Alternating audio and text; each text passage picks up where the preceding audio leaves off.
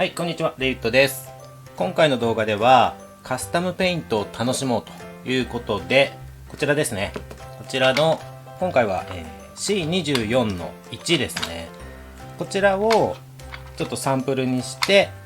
一通りですね、ちょっと簡単な感じで、お手軽な感じというか、で、塗装をしていくところをご紹介させていただこうと思います。で、この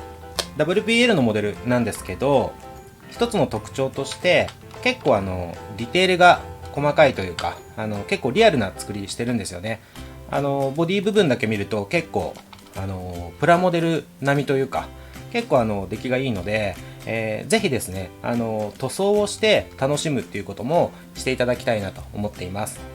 で、今回この動画でご紹介する塗装の流れなんですけれども、本当にお手軽塗装っていう感じで、正直プラモデルとかやってる人は、詳しくご存知の方も多いと思うんですけれども、こだわると、これもですね、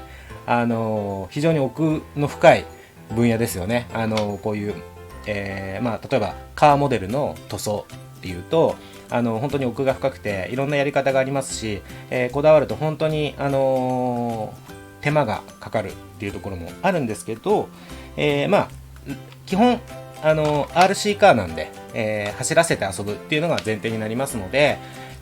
そこを踏まえて、そんなに、手間暇かけずに、これぐらいでも楽しめますよっていうところでご紹介させていただきます。で、もちろんですね、こだわりたい方は、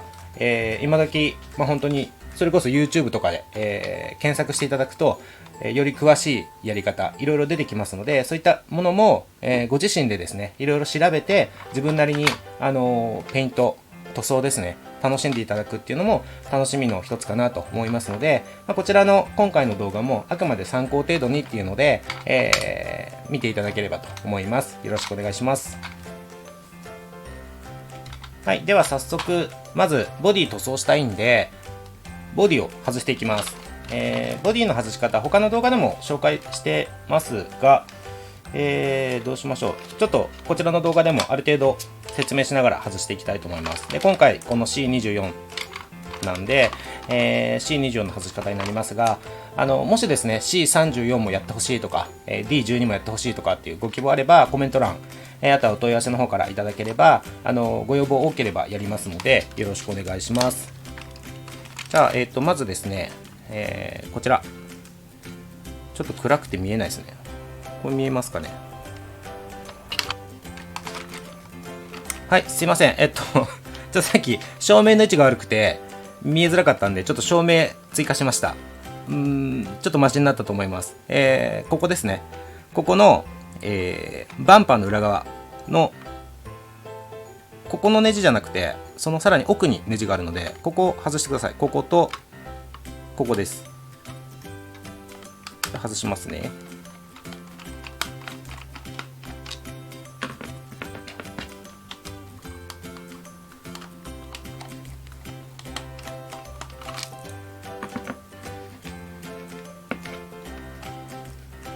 はい、ここですね。こことここを今外しました。で、続いてですね、この辺り、タイヤの脇のところ覗いていただくと、ここにもネジがありますので、ここですね。ここ外してください。で、毎度おなじみの説明でちょっと申し訳ないんですけど、自己責任です。自己責任でお願いします。そんなに難しい作業ないんで大丈夫だと思うんですけど、この作業してボディが真っ二つに割れちゃいましたみたいなあった時でも申し訳ないんですけど、この分解組み立てに関しては自己責任でお願いしますということで、あしからずご了承くださいと。はい。で、今、4つ外しましたね。4つ外しましたので、こう開けていくんですけど、この辺りからこうガバッと持ち上げて、で、ちょっと奥で、実車でいうところのダッシュボードですね、ダッシュボードの部品が中にあるんですけど、それがちょっと引っかかるんで、こう押していただきながら、こう指を突っ込んでちょっと押していただきながら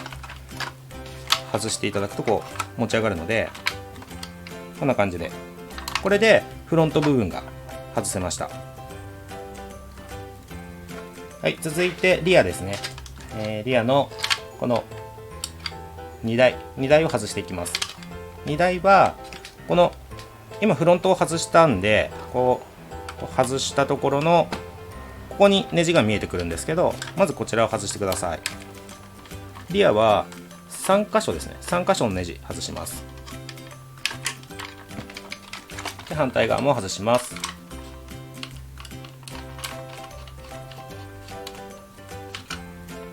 はい、これで2つ外しました。で、3つ目はここですね。この部分、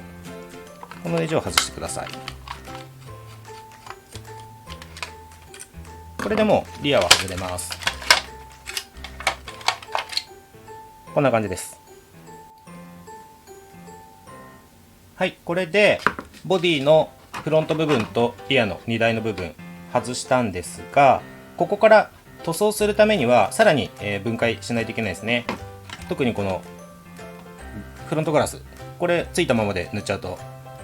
びっくりする状態になっちゃうんで、もちろん外していきます。こちらの外し方なんですが、こう裏側見ていただくと、ここにネジが2本ありますので、まずこちらを外してください。こちらを2本外していただいて、ちょっとここからちょっと難しいのと、無理するとちょっと折れちゃう場合があるんで、特にここを気をつけてください。ここの爪ですね。この黒い樹脂、この黒いプラスチックの方は結構くにゃくにゃっとした材質なんで全然折りにくいんですけど、こちらの白い、このボディの場合白い部分ですよね。この、プラの部分、ここがですね、ちょっと折れやすいので、ここは気をつけてください。で、まずですね、爪が、今説明させていただいたこことこことここについてます。で、まずこの爪外しますね。こんな感じでこちら側から爪をグッと押してあげると外せますので、こんな感じです。で、もうこれでここが今フリーになりました。もう外れる状態。むしろここも外れますけど、ちょっとすいません、先外しちゃったんですけど、で、あとはここですね。3点止まってたうち今2点は外しました。で、ここを外すんですけど、僕がいつもやってる安全な外し方としては、ちょっと説明難しいんですけど、ここから手を入れると、このシートの背もたれの部分、ここに指を当てれるんですね。ここに指を当てて、でこっちから力が入れやすくなるじゃないですか。で、ここから押しながら、ここの爪をちょっと親指でグッと押してあげる。こんな感じで。すいません、今カメラ外れてたかもグッと背もたれを押しながら、ここを親指の爪でちょっと力は入れるんだけど、ゆっくりグーッと押してあげる。こんな感じです。これで外せました。ここをあんまり力入れすぎるとパキッと折れちゃうんで気をつけてください。で、これをちょっとボディを、ここがたわんで開くことができるので、ちょっと開きながら外してあげると。これでシートが外せました。で、あとはこのクリアパーツ、フロントガラスですね。これを外します。これはもう見えてるこのネジですね。ここに2箇所ネジが見えてますので、こちらを外してください。で、このクリアパーツもこれ例えばプラモデルなんかも、そうですけど、このクリアパーツって割れやすいので、これも取り扱い気をつけてください。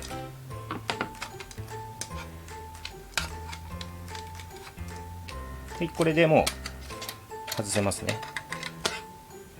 こんな感じです。で、あとはすいません、今外れましたけど、これですね、このボディのこの後ろの部分、ここももう、外れる状態なんで外しちゃいましょうか。これ外します。で、これちょっと以前、商品の撮影用で使ったやつなんで、実はこのドアノブだったり、このウインカーレンズですね、ついちゃってるんですけど、これつけちゃった人はこれも外さないといけないですね。外した方がいいですね。これは裏側からこう押せば外れるんで、外していただいて、で今回はこのウインカーレンズなんかもせっかくなんでちょっと塗装するところをですね、ご紹介させていただければと思います。もともとついてるここにシール貼ってっていうのでももちろんいいんですけど、ディテールアップって言って、塗装してあげるともっとこうリアルになるみたいな楽しみ方もできるので、それはまたご紹介させていただきます。で今回たまたま、リアのレンズはついてないんですけど、リアもここつけちゃってる場合は、後ろからちょっとこれ外れにくい、正直ここは一回つけちゃうと外しにくかったりするんですけど、で特にクリアパーツなんで外すときにですね非常に折れやすいんで、そこは気をつけてください。で僕もやっちゃったことあるんですけど、これ外すとき折れちゃってもまた正直使えます。こうグッとはめ込めばはめ込めますし、もしその折れちゃってはめ込んだ時に緩くなっちゃったよっていう場合でも、これもちょっと説明すると長くなっちゃうんですけど、それに適した接着剤なんか使えばまたつけることができますので、もし割れちゃったっていう場合はそういう風に対応していただければいいかなと思います。ここつけちゃってる場合は後ろから押せば取れますかね。2つポッチが出てると思うんで、ここグッと押してあげれば出てきますので、これで外すと。こっちも一緒ですね。はい、外しました。で、あとはここですね。ここのノブも外しますが、ここちょっと指入らないんで、マイナスで押してあげればいいですかね。こんな感じでこうグッと押してあげて、これで取れますね。はい、取れました。これであとはここですね。このハッチがついてるんで、バッテリーの出し入れをするところですね。ここ折れたところ見たことないですけど、ちょっと折れやすい気がするんで、ここも気をつけてください。まっすぐ引いてあげるようにこうグッと貼って、つけるときは逆ですね。パチンパチンとつける感じになるんですけど、ここも外しておきます。はい、これでまずボディがフロント部分、メインのフロント部分とリアで、これなんて言えばいいんだろう、ここですね。ここの後ろの背中のところですね。ここが全部バラバラになった状態で、あとはこのインパネですね、ダッシュボードっていうんですかね、この部分で、これはハンドルついてますが、これも一応外せます。こんな感じで。でこの辺りもですね、人によってはすごい細かく塗り分けて、なんかこうリアルに再現する人とかもいるので、そんな風に楽しんでいただいてもいいかなと思います。であとはこれシートですね。はい、ではここから実際にペイント塗装する作業をしていきたいと思うんですけれども、もうここからは本当に、人によってやり方がいろいろあります。で僕の場合はっていう感じですいません、僕ですね、結構適当なタイプなんで、なんでかっていうと、もちろん、本当にプラモデルとか、いわゆるカーモデルですよね、そういったようなものを作るときは、すごく、下地処理って言って、ペーパー掛けですね、サンドペーパーって言って、安い、耐水ペーパーとかで、こう、800番とかから始めて、400ぐらいですかね。モデルによって違うと思うんですけど、で、800、1000、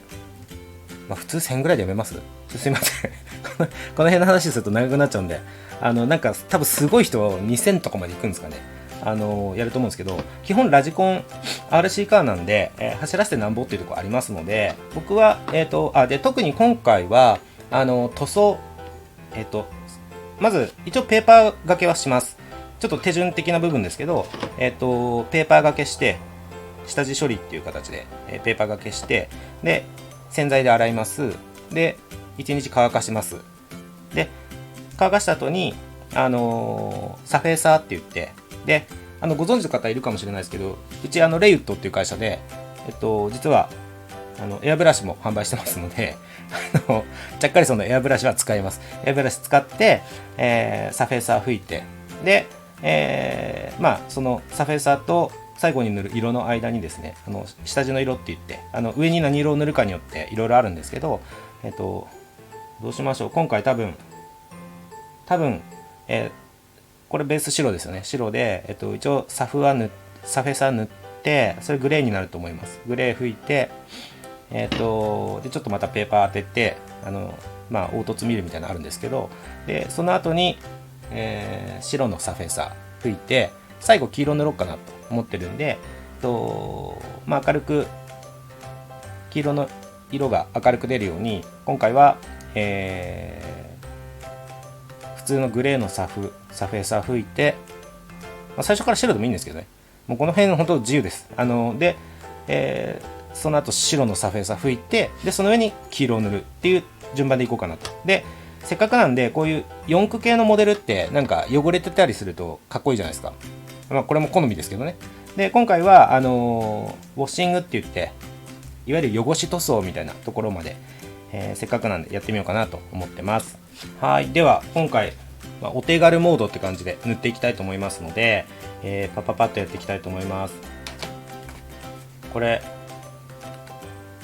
ペーパー紙やすいですね。この辺も人によっていろいろ好みあると思うんですけども、これ僕多分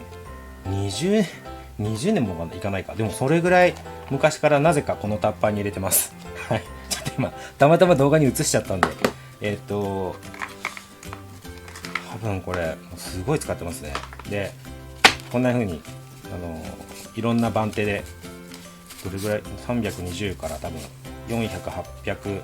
なんか順番ぐちゃぐちゃになっちゃってる。400、800、僕でも一応2000まであるんですね。はい、めったに使わないですけどね。はい、で今回はどうしよう、800だけにしましょうか多分これなんて言うんでしょう、その筋の人が見ると舐めてんのかって言われちゃうかもしれないですけど、この辺は本当に参考にしていただいて、もっとこだわってやりたい人はしっかりやってください。今回は800分だけでやります。これも本当は水研ぎって言って、でもなんか最近水研ぎあんまやらないらしいですね。ちょっとすいません、あんま詳しく知らないですけど、僕おじさんなんで昔のやり方そのままやってるっていうのもあるかもしれないですけど、本当はあれですよね、こう水つけて、こう水研ぎで水つけながらこう研いでってやるんですけど、ここ水研ぎするとべちゃべちゃになって汚れて、ちょっと怒られちゃうんで、今日は空研ぎにします。はい、しっかりやる人はしっかりやってくださいね。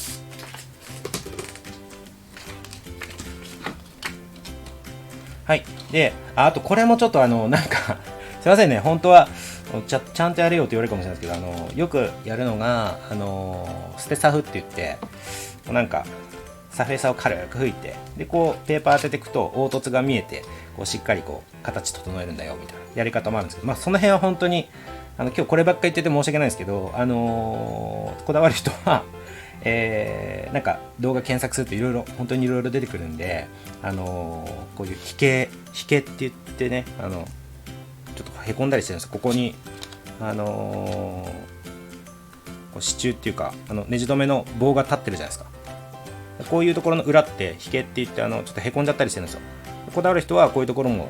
こうパテで埋めてこう平らにしてとかやるんですけど、今回はちょっとお手軽モードなんで、もうペーパー当てるだけにします。で、これも本当いろいろな考え方ややり方あるんですけれども、このモデルの場合ですね、ここの角に、ちょっと線が入っちゃってるんですよ。これも金型で出すときにこう入っちゃうんですけど、ここはせっかくなんで消すのがいいかなと。あとはですね、ここもちょっと今回取ろうかな。ここシュノーケルって言って、ちょっと待ってくださいね。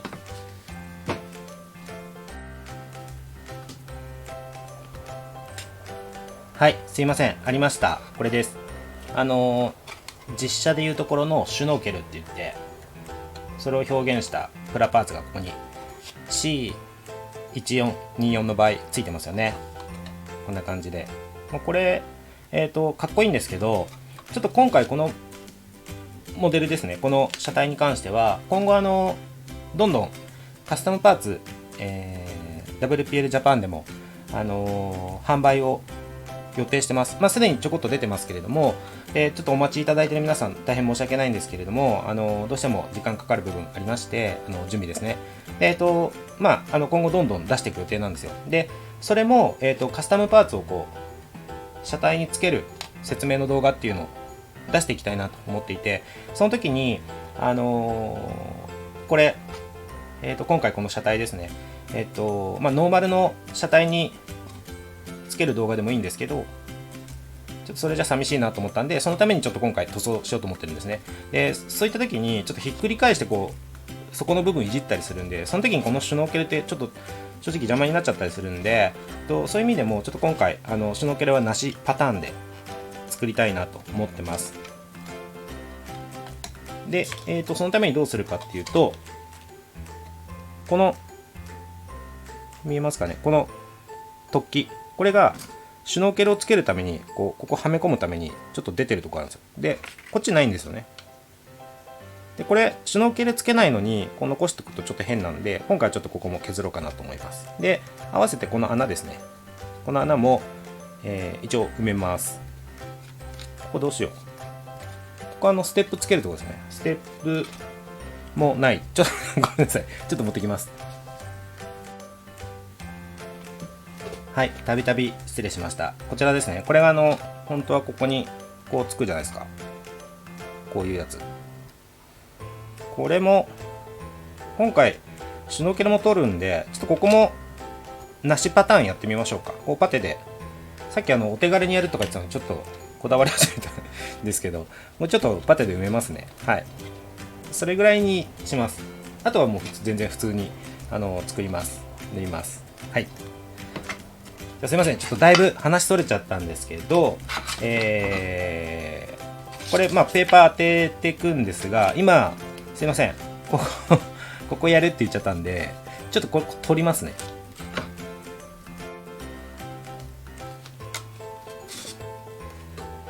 この辺の工作はもう人によってっていうとこありますけど、もうパチンって切っちゃいます。切っちゃって、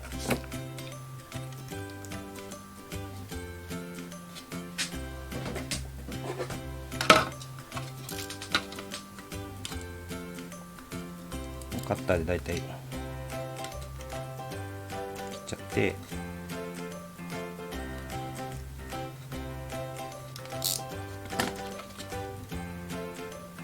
これで大まかに取れたと思うんですけど、ここはちょっと金やすりでいくしかないですよね。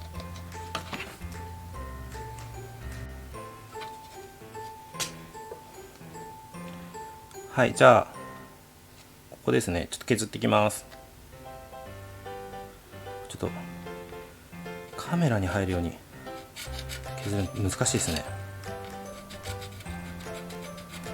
今回塗装がメインなんで若干余分な作業かもしれないんで、ちょっと若干カットしますね。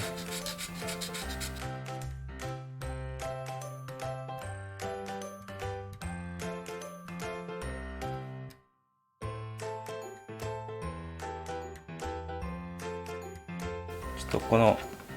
ちっこい金やすりで削るの大変だったので結局彫刻刀を出してきました。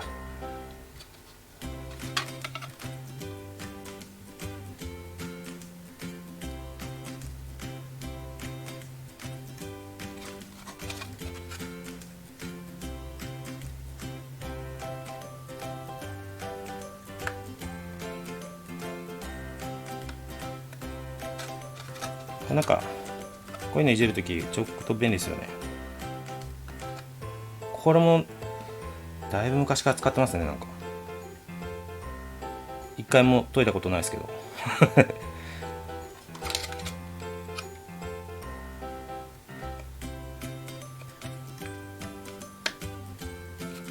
はい、あ、結構綺麗に取れましたね。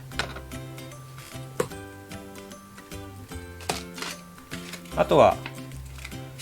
ちょっと今回ほんと塗装なんであんまこんな余計なことすいませんいらないかもしれないですけど、なんかこうたまたまこの角材があったんでこういうのにこうなんか巻いてやると便利、やりやすかったりしますよね。これね、こういう風にしてこの辺こう角ガーって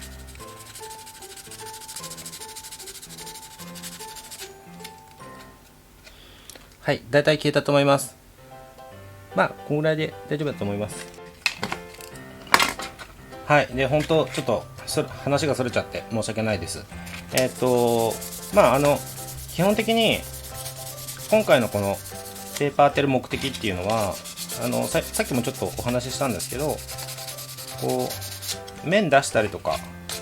っていうよりかは足付けって言って今こすった音で聞こえなかったかもしれないですけど足付けって言ってせっかく塗った塗装が簡単に剥がれてしまわないように、傷をつけるんですね。傷をつけて剥がれにくくするっていうのが目的なんで、もうざーっと全体的にこうペーパーかけながら、気になるところがあれば、まあ、バリって言ってあんまないんですけど、ここのフェンダーの内側とかちょっと若干バリがあったりするんで、こういうところをこ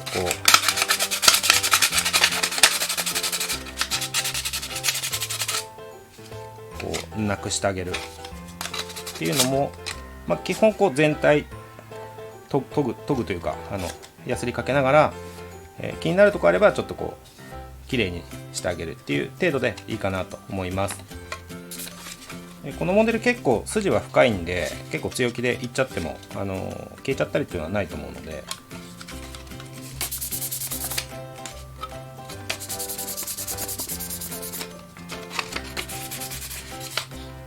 でここですね、せっかくペーパーかける場合はですね、ペーパーかける場合はここっていうよりかはこっち側なんですけど、ここの角のところにちょっとこれ多分実際ご自身でやられる時に見るとよくわかると思うんですけど、こうプレスラインが金型の線が残っちゃってるところあるんで、ここを消してあげるといいと思います。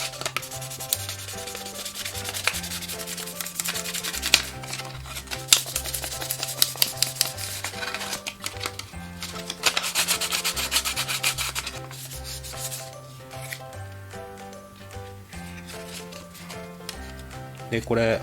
どれぐらいやるかっていうのももちろん人によるんですけど、まあ、こうちょっとこう光を反射させると最初ツルツルじゃないですか。でそれがこうペーパー当てるとちょっとこう艶消しっていうかザラザラっとしたまさに傷がついた状態になるんですけど、全体がそのようになってれば問題ないかなと思いますので、ちょっとこう奥まったところとかやりにくいんですけど、僕の場合正直そんな奥やんないですね。塗装今回の目的はちょっと重ねて何回も言うんですけど、今回の目的はプラモデルみたいにめちゃめちゃ綺麗に作るっていうよりかは塗装が剥げにくくするっていうのが目的なので、こういう奥まったところで逆に別に何かが当たって塗装が剥げるとかってしにくいので、僕はあんまり気にしないですね。 WPL 塗るときはこのプレスラインの中とかこの辺あんまり気にしないです。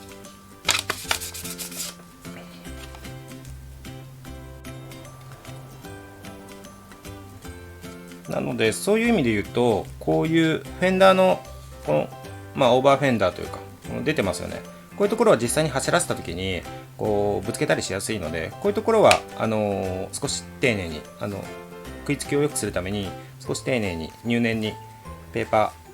ー当てとくといいかもしれないですね。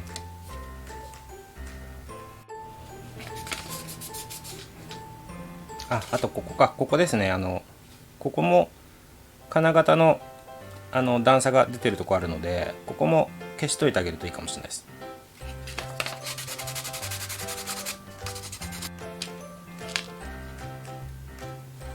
はい、これでだいたいフロントの方はペーパーがけ終わりかな。ここちょっと残ってた。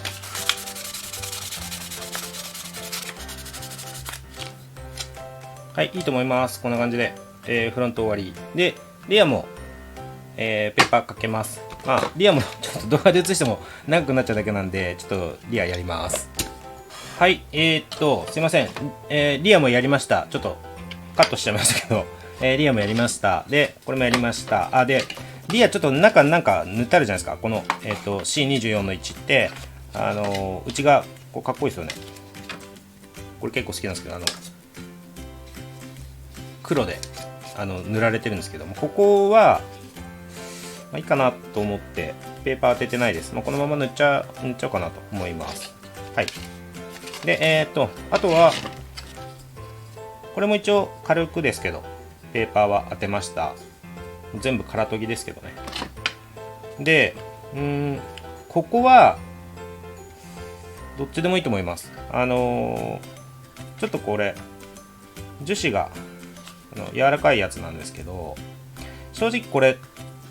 塗装は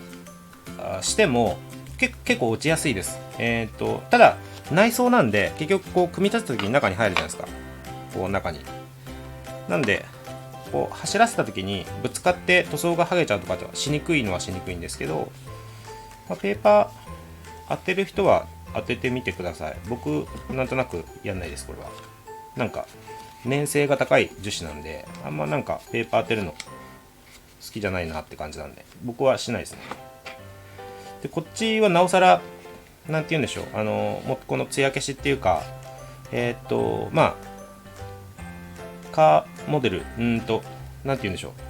このダッシュボード感があるんですね。このちょっと実際に実物触っていただくと分かると思うんですけど、ちょっとこうザラザラした感じっていうか、これもちょっと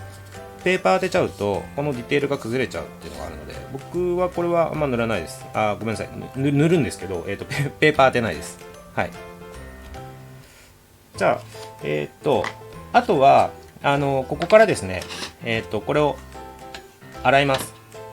一般的なやり方として、中性洗剤ですね。食器洗う洗剤あるじゃないですか。あれでもう普通にゴシゴシ洗って、もう全体をこうゴシゴシ洗って、でこう水切って、基本的には1日乾かしましょうっていうのが通常のやり方ですね。ちょっと動画映せないですけど、ちょっと洗ってきます。はい、洗ってきました。もう本当に中性洗剤、食器用洗剤ですよね。あれでもうスポンジで泡々にしてこうゴシゴシ洗っただけです。一応裏とかもなるべくちょっと届かないところとかありますけどね、できればお湯使って、泡々にして、でこだわる人はそのままこうつけとくみたいなね、中性洗剤泡々にしてこうお湯ためてこうつけとくっていうところまでする人もいますけど、今回僕の場合は本当にザーッと洗って、でこうキュッキュッキュッキュする感じ、になるので、しっかり洗うと、でその程度にしてます。その程度洗っただけです。で内装パーツも一緒ですね。スポンジと、あと僕は結構歯ブラシも使います。歯ブラシでこういう細かいところをシャコシャコシャコシャコ洗って、油分を落とす。あとは剥離剤って言って、あれですよね、こう金型でシューってこうプレスして、こうプレスっていうか金型の中にこう流し込んで、樹脂を流し込んでこう成形するんですけど、こう剥がす時に剥がれやすいように剥離剤っていうのを塗るんですけど、それが残ってるんですよね。これやっぱりプラモとか詳しい人よくご存知だと思うんですけど、そういうのが残ったまま塗装してしまうと、その剥離剤っていうぐらいですから、剥がれやすいような薬剤がついてますので、もちろんそこに塗装してしまうと結構びっくりするぐらいボロッと剥がれたりすることがあるので、ボロッっていうかなんかこうパキパキパキってこう剥がれたりすることがあるので、最悪、できればペーパーもやってほしいですけど、ペーパーしなくていいです、最悪。ただ洗剤で洗うっていうのだけはやっていただいた方がいいと思います。はい、あとは、これをですね、こう水バーって切って、こう水切って、できれば丸々1日乾かしてください。はい、これで、今1日乾かした状態になります。で、ちょっと黄色いのついてるんですけど、これはパテですね。今回お手軽版の塗装をご紹介しますって言ったんですけど、すいません、ちょっとここですね、シュノーケル、本来これシュノーケルがこうつくところを取るっていう風にしたので、ここの穴を塞ぐっていうのと、あとはここのステップ、今回つけない、ちょっとこうシンプルにいこうかなっていうので、ここ埋めることにしたっていうのがあったんで、ここもせっかくなんでちょっとご紹介がてら、パテでちょっとこう埋めました。埋めたっていうのは引けって言って、ちょっと動画の先の方でも、言ってたと思うんですけど、こういう裏側に、ここの場合はこのネジ止め用の支柱がついてると思うんですけど、こういったところの裏側ってちょっとこうへこんじゃってるんですよね。こういうの引けって言うんですけど、でここも一緒です。ここにこのポッチがついてるんで、その裏側がちょっとへこんじゃってるんですね。で今回最後いわゆる汚し塗装をするんで、正直そういう場合ってあんまやらなくてもいいんですけど、ツルツルの塗装ですね、綺麗に塗りますっていう時は、特に最後トップコートって言って、クリアを拭いてこうテカテカにする塗装の仕方もあるんですけど、その場合は目立っちゃうので、ちょっと参考までにこの辺りやっとくといいですよっていうのでちょっとやってみました。はい。で、あとはこれまだベタっと盛ってあるだけなんで、でこのパテは今回使ったのはポリエステルパテ、タミヤさんのやつですね、を使ってます。全然何でも大丈夫だと思うんですけど、今回はたまたまポリパテっていうのを使ってます。はい。で、ここからですね、ヤスリでこの不要なパテを落としていくんですけど、パテ削るときはこれも全然人によって違いますし、お好みでって感じなんですけど、僕の場合はだいたい400番とか使ってますね。ちょっと粗めのやつです。これも丁寧にやる場合は、ここに四角いこう何か角材みたいなものとかスポンジみたいなものでこう平らにしてこう削ったりするんですけど、今回は手でそのままいっちゃいます。こんな感じですね。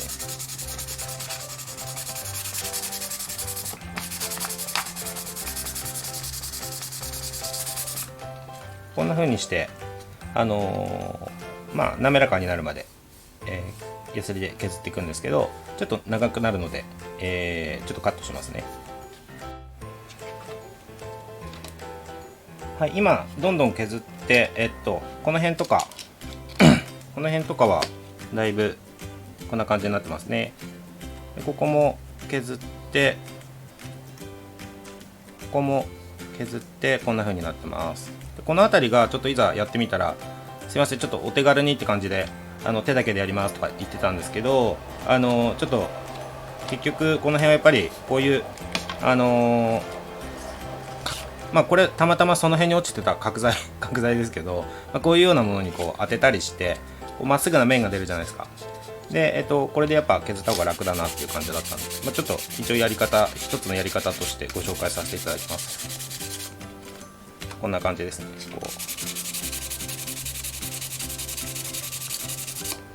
こんな風に削っていきます。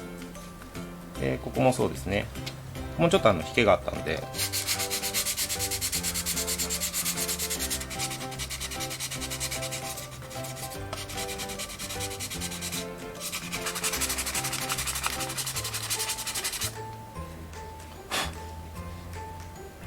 はい、こんな感じで、今、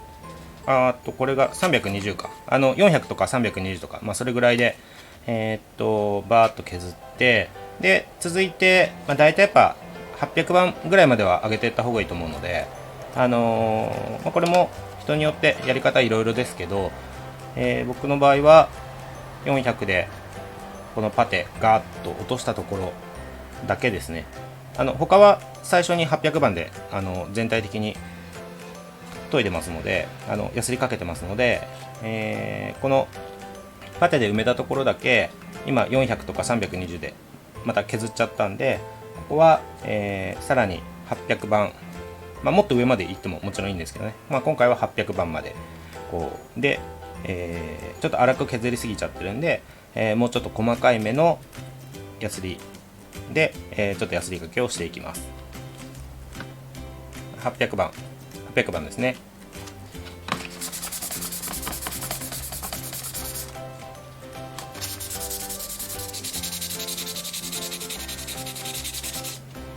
で、結局今回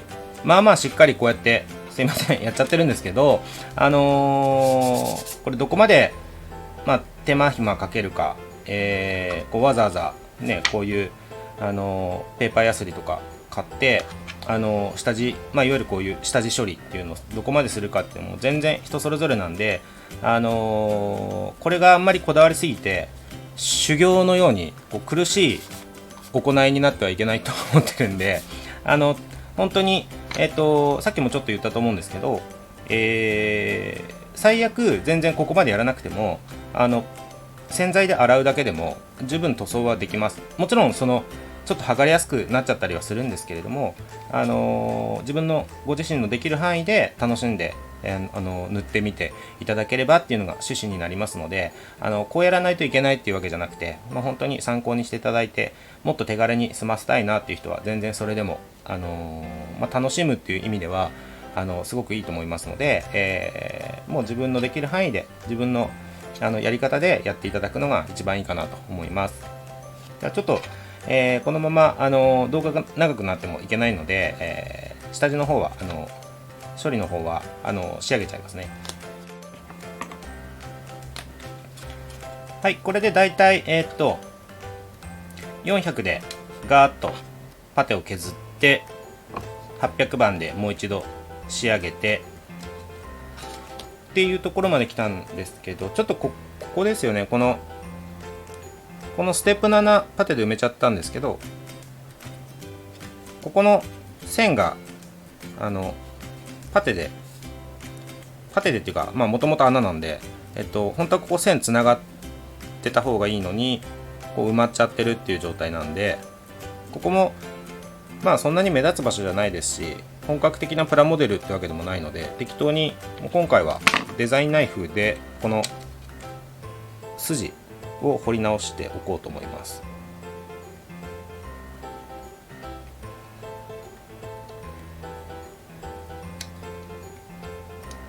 ここも丁寧にやる場合結構いろいろやり方あるんですけど、ラジコンなんでね、そんなに細かくやらなくてもいいかなと思います。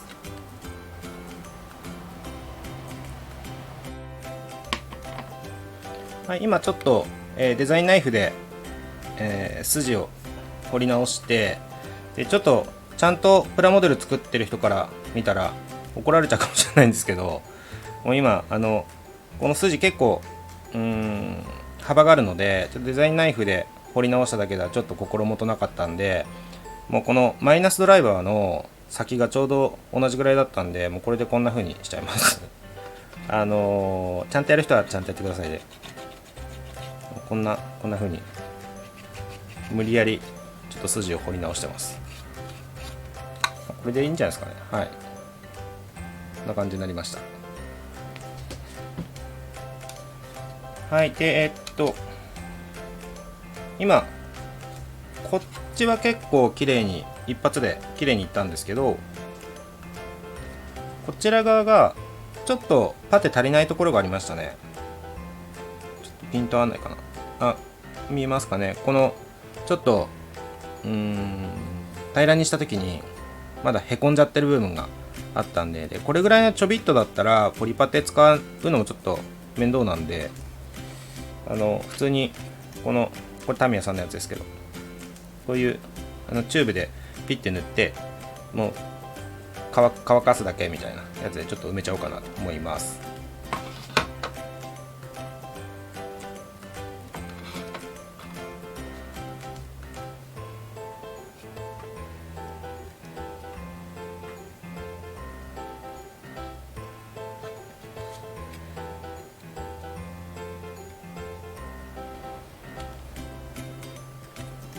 はい、じゃあこれでまたちょっと乾かしてから、ちょっとなんですぐ乾くと思うんですけど、これ乾かしてからまた整えたいと思います。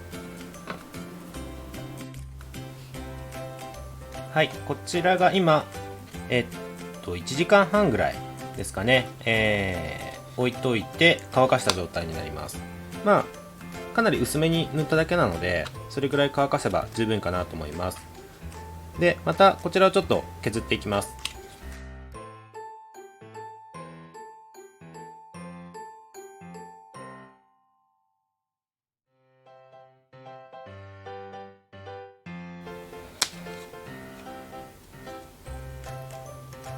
はい、これで一通りですね、パテで埋めて、最後800番ですね。今回800番の、ペーパー紙やすりですねを当てて一通り、磨いてっていうところまでができました。でここで一旦、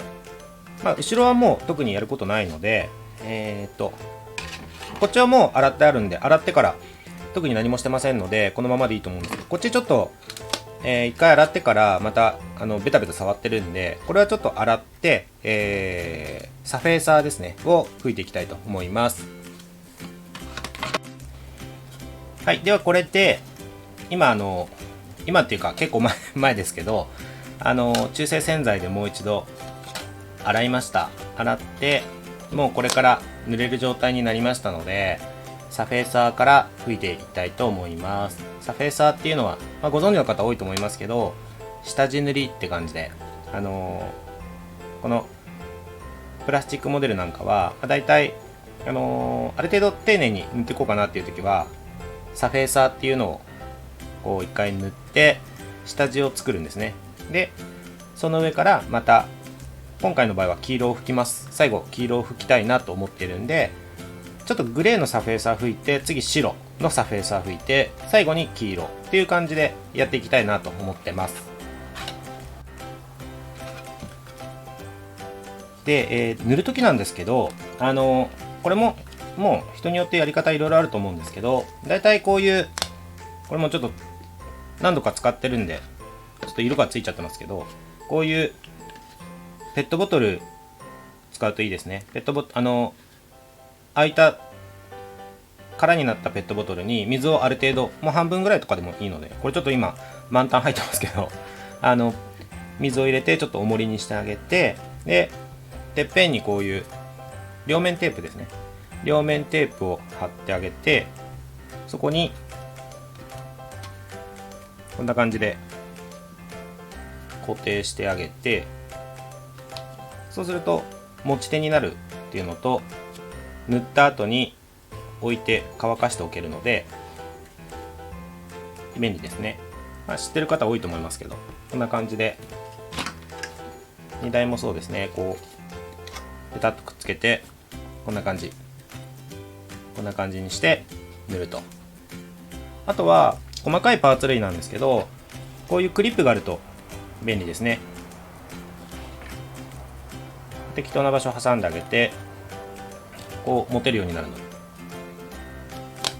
ちょっとバランス悪いですね。こんな感じかな。はい、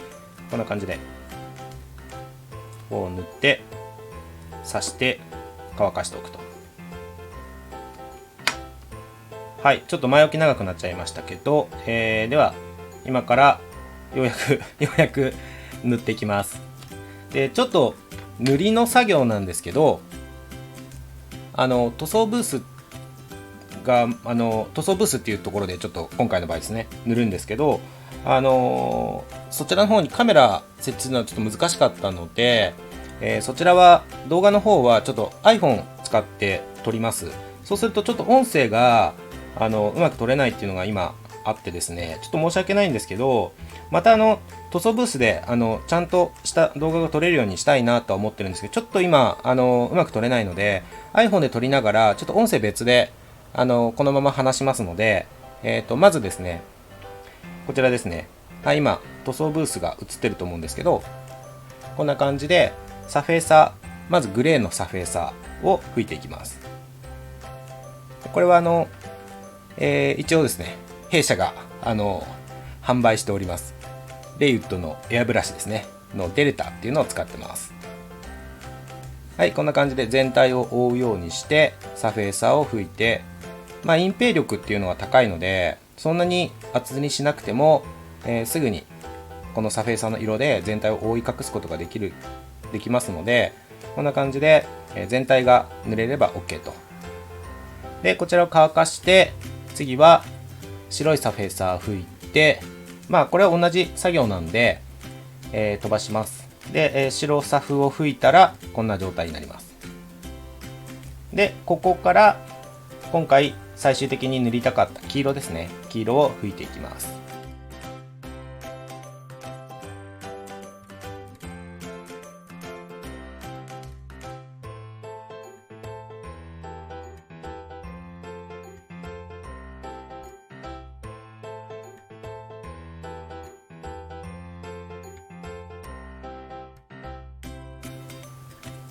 でちょっと、この黄色を吹いた後にせっかく今回使ってる C24、C24 の1ですね、こちらは荷台がもともと黒かったと思うんですけど、同じように黒くしたいと思いますのでマスキングをして塗りたくないところは隠す。でこのマスキングされていないところを黒く塗っていくと。はい、こんな感じです。はい、これで一通り塗り終わったところになります。やっぱり結構下準備して塗り終わったとこなんですけど、この瞬間がやっぱ一番楽しいですよね。はい、でこれペットボトルこうくっつけてたやつですね、これ取ります。で、一番メインの部分というかこのフロント部分ですね、こんな感じになりました。ちょっとこうすごいよく見るとあらがあったりはするんですけど、一応こんな感じでここの線とかも、遠目で見たら穴が消えて一応このラインもある状態っていうような感じにはなったかと思います。こんな感じですね。はい、あとはこれがちょっと今荷台の黒い部分塗りたてほやほやなんでちょっとテカってるとこ、まだちょっと半乾きでテカってるところもありますけど、これはマスキングをしてちょっと剥がしてみましょうか。マスキングをして荷台のこの黒い部分はまた黒く塗り直しました。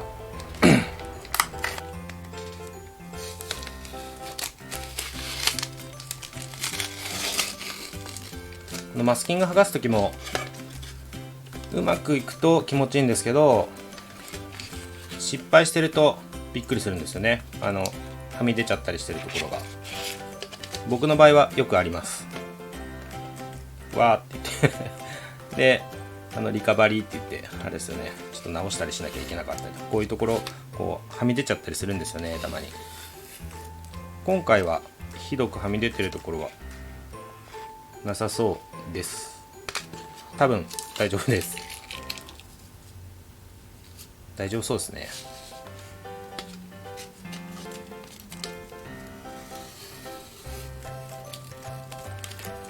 こういう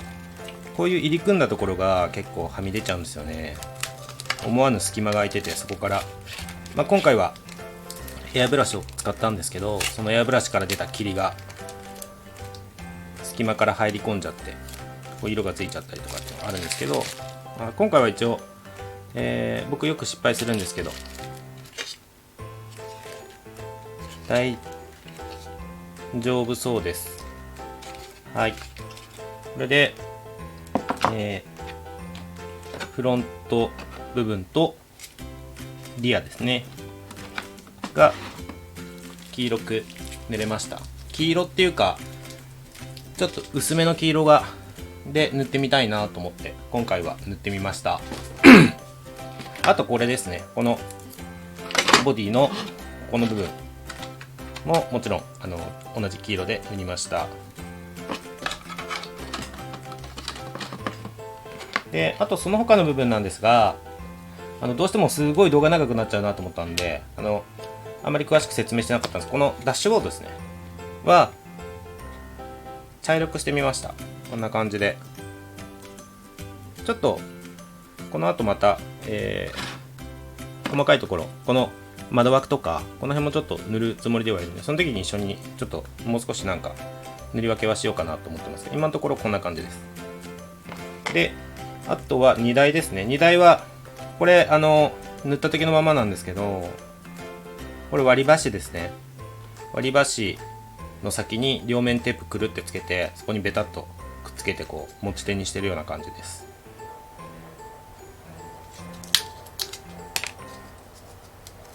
で、これもこんな感じでマスキングをして、今回は塗り分けをしてみました。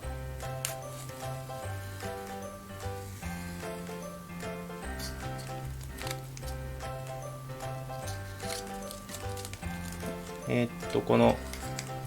こにつける部分ですよね。ここですね。ここなんですけど、こんな感じで先に黒を塗って、上に塗るのはこのちょっとこう蓋が表現された部分があるんですけど、実際開かないんですけどね、ここ先に全部黒く塗って、ここをマスキングして黒を残して、上をシルバーで塗ってみました。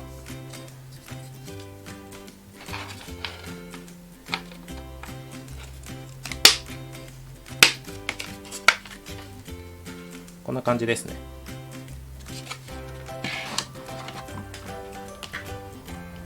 これでシート、あとシートですね。シートとダッシュボード、内装、ハンドルもちょっとつけてみましょうか。こんな感じで、まず一通り全部茶色く塗ってみました。めっちゃ散らかってきましたね。すいません、ちょっと片付けます。はい、でちょっと簡単に使った塗料も少し紹介させていただこうと思うんですけど、ちょっと今回変わった塗料っていうか、あんまりメジャーじゃないやつ使ってみたんですけど、この黄色についてはガイアノーツさんのガイアカラーの、なんか僕も最近知ったんですけど、これですね。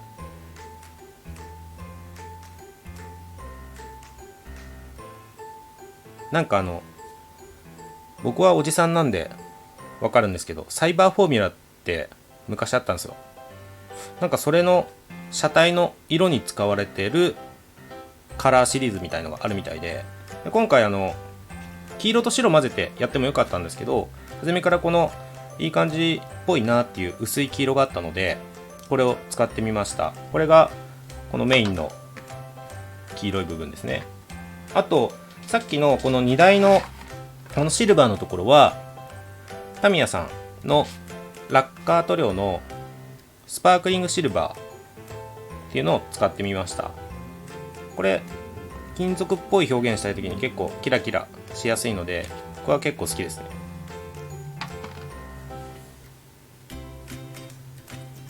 あとこの茶色はこれですね。タミヤさんのラッカー塗料のリノリウム甲板色。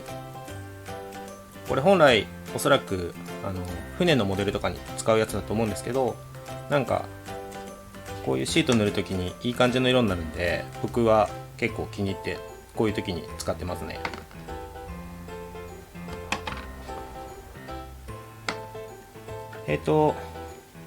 あとまだちょっと細かい塗り分けの作業とかあるんですけど、それもやっていきたいと思います。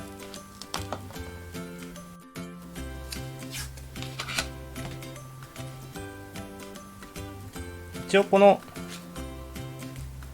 フロントガラスのこのモールの部分、ここの縁の部分ですね、ここを黒くしたいと思うので、そこだけちょっとご紹介します。ここはやっぱりできるだけ塗り分けてあげた方がかなりこう色を塗った時の出来栄えというか見栄えというか、そこがすごく変わる部分だと思うので、僕はかなり手抜きして塗るっていう時もここはだいたい頑張って塗ります。その方が全然出来栄えが変わるのでまあここはもちろん丁寧にやる人はすごい丁寧なやり方あるんですけど、僕はもうだいたいこんな感じでバーッと貼っちゃって、デザインナイフで切ってマスキングするっていう感じでやっちゃいますね。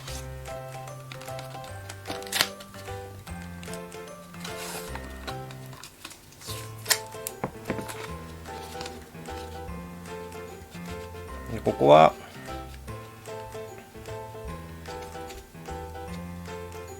特になんか専用というか道具がなければ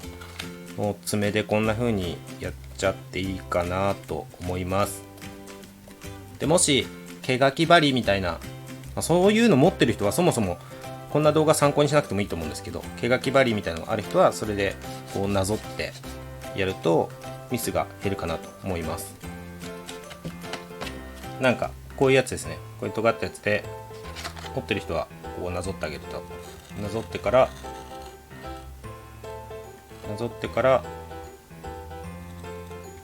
デザインナイフで切るっていう風にすると結構うまくいきやすいですね。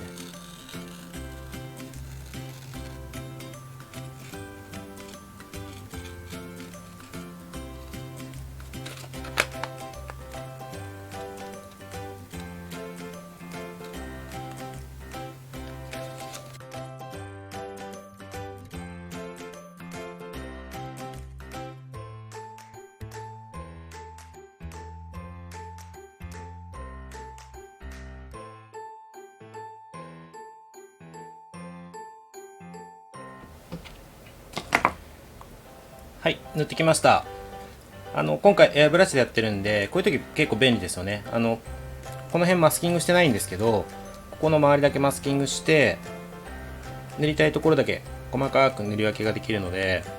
これ缶スプレーとかだとこっちも全部隠さないと飛んでっちゃってこっちも色がついちゃうんで、あとついでにこの裏側も見えそうなところだけですけど、黒く拭いときました。これも缶スプレーとかでやると結構やばいところにバーってかかっちゃったりするんですけど、エアブラシだとここだけちょっと塗っとくかみたいな感じで裏側からこう塗ったりできるんで、こういうところも便利ですよね。ちょっとまだテカってますけどね、本当に今塗ってきたところなんで。で、マスキング剥がしていきたいと思います。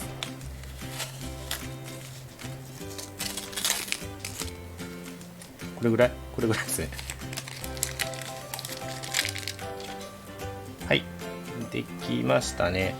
で、すいません、この辺とかちょっとはみ出ちゃってますけど、この辺はもう綿棒に、これぐらいだったら綿棒にちょっと薄め液を含ませてキュッキュッと拭いとけばすぐ取れるんで、この辺はちょっと修正しておきます。あとはそんなに大きく変なところはなさそうですね。やっぱりここ塗ると変わりますよね。こんな感じです。